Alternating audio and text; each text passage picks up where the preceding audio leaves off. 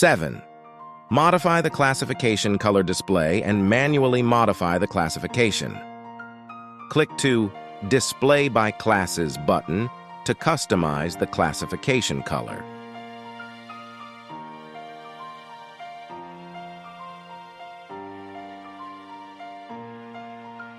When the point cloud classification is wrong, you can click the 3D section button to modify it.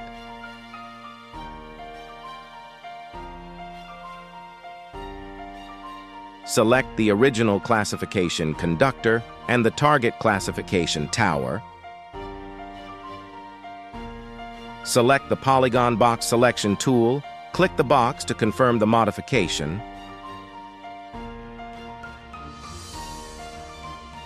Remember to click Save button to save the change.